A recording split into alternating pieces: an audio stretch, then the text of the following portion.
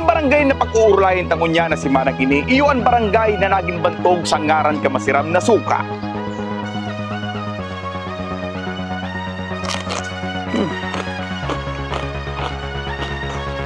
Welcome to Barangay Vinagre.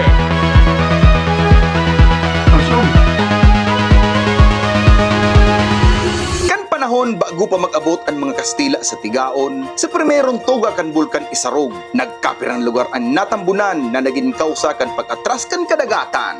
Asin sa paglipas kan panahon, nagpuon magtambo ang mga duot, pati na ang mga kanyugan sa inapokan kan hukol sa nagsibog na dagat.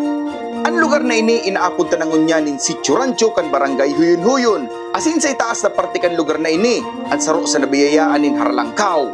Magagayon asin mabubungang kanyugan. Ang biyaya na ini ang saro sa naging katuwang kan mga primerong residente digdi, tanig ni sinda naging bantog. Tan kahoy na nyog, iyo ang kahoy na mayong saya. Kaya ang kahoy na ini inaapod tang Tree of Life. Ang dahon kay ini nagiging gihoy o sigihid na ginagamit na panlinig sa harong asin sa komunidad. Ang kahoy na ini sarong importanteng materyales sa pagtaon ng seguridad sa satong mga pamilya. Materyales ini sa pag-ibon ng harong. Asin ang pinaka-importante, ang bunga kanyog na nagtataon ng ginhawa, asin sustansya sa kung isay man ang magkakan asin mag-inom ka ini.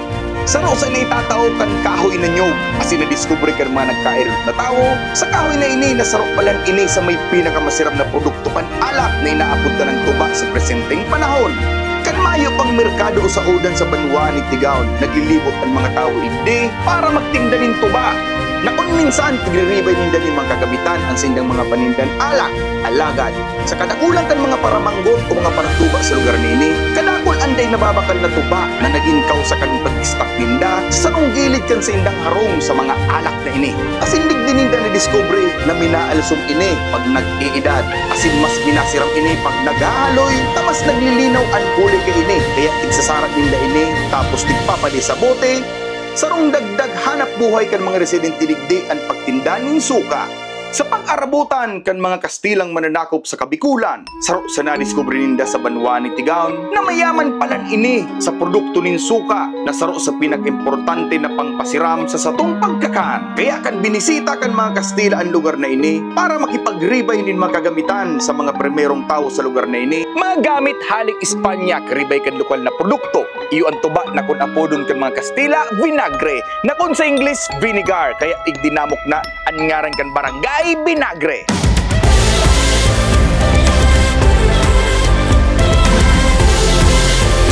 Sa presenteng panahon ngunyan, ang ibang mga kanyugan sa barangay na ini, ginubat na. Ginibo ng tanumanin paroy, tanumanin mais, asin tanumanin gulay. Asin bako lang sa ngaraning tuba o suka bantog ang Barangay Vinagre, kundi bantog man ini sa livelihoodship in the battle making na pagsadiri kat orphanel family. Nakakaabot ini sa iba-ibang parte kan Pilipinas, lalong-lalo na sa ibang bansa, na pwede tang ipagmalaki na sarong talento kan mga Tigawenyo.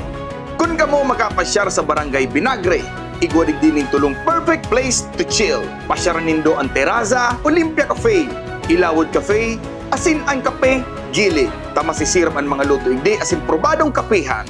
Day man mapahuri ang Vinagre sa paggibuning kakanin, arugan puto, kalamay, kutsinta, asin ang nagpupukaw sa satong pagkaaga ang mga partindaning taho.